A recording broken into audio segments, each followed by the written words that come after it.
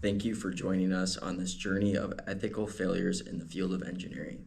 Today we are going to be talking about the Boeing 737 MAX from 2011 to 2018. The poor decisions of these engineers unfortunately killed 346 people and cost Boeing billions of dollars. This story begins upon the release of a competitor plane, the Airbus A320neo. Did you see the news? Airbus just released a new plane, the A320neo. What's different?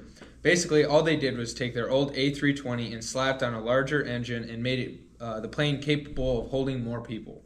How are we going to keep up? All the major airlines are going to choose the larger plane over our current one. We are going to lose millions of dollars if we cannot come up with something. Do you think this is something we can easily do?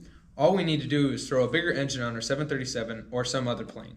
Yeah, that could be simple enough. The only issue is that we are going to need to put this out fast to compete with Airbus.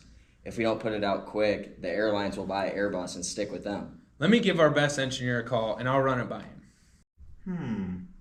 Oh, executive's calling me. Hello, executive. Oh, you want me to create an entirely new plane in only 1 year? Oh, so we're just extending the current 737 project to account for more people, huh? Yeah, I could probably get that done in 2 to 3 years. Oh, Lord. I'll have the first designs to you in only 6 months. Have a nice day. Action. Yes, that's the funny story. But I have some bad news. Yesterday, I got a call from our executives saying that we have to create an extension program for our 737 lineup. It will need to have a bigger engine and be able to carry more people. Yeah. It will also contain a majority of the same parts due to certification times, and we just don't have the luxury of retraining pilots. Okay, well, we can probably do that. It's going to take a lot of design work, and I can work with some of the guys, but I can get it first designed to you in 18 to 24 months. See, that's the thing. 18 to 24 months sounds reasonable, Tom, but that's the thing. The executives need it done in 6 months. Okay, well, I guess I can have a first design done in 6 months. Yes, you will. A few moments later. So my team and I have done a lot of calculations, and the current design is not safe. The engines sit lower on the wings and create a nose-up stall condition if flight conditions are correct.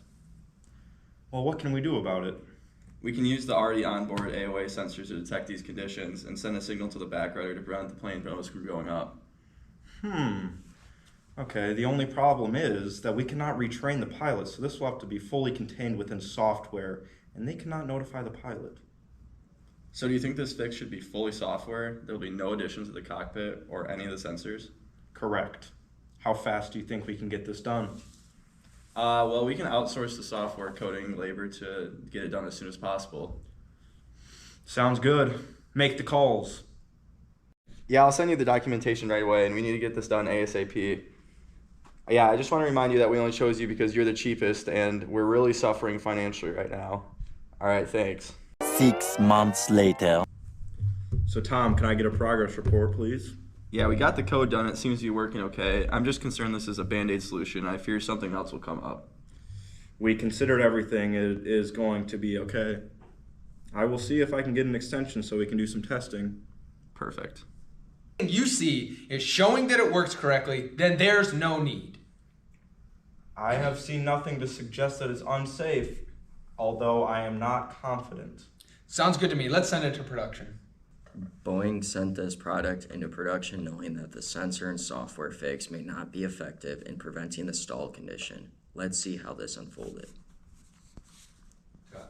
Cut. Mystery this morning. Why did a new Boeing 737 crash just minutes after taking off from Ethiopia's capital?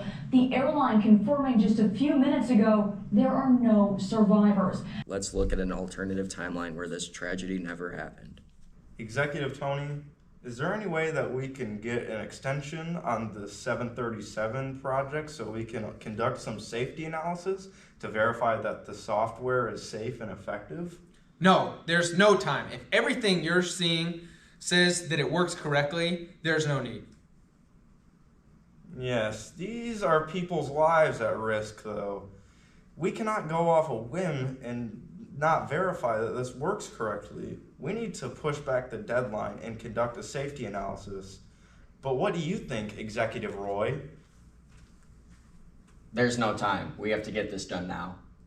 I'm sorry, but I cannot sign off on this. We need to do a safety analysis.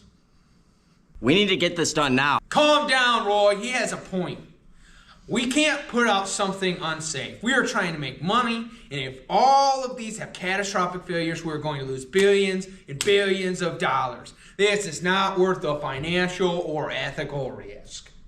Extend the project 6 months to account for the safety testing. See how easily this could have been fixed? It is important to consider the ethics of anything that will affect the general population. Standing up to anyone whenever there is an unethical situation is of utmost importance in engineering. Let's look at some of the IEEE Code of Ethics that were broken in this situation. 7.8.1.1, to hold paramount the safety, health, and welfare of the public, to strive to comply with ethical design and sustainable development practices, to protect the privacy of others, and to disclose promptly factors that might endanger the public or the environment. 7.8.1.5, to seek, accept, and offer honest criticism of technical work, to acknowledge and correct errors, to be honest and realistic in stating claims or estimates based on available data, and to credit properly the contributions of others. 7.8.3.10, to support colleagues and coworkers in following this code of ethics, to strive to ensure the code is upheld, and to not retaliate against individuals reporting a violation. If these codes of ethics were followed, this situation could have been entirely avoided and the innocent lives could be saved. This highlights the importance of the IEEE Code of Ethics.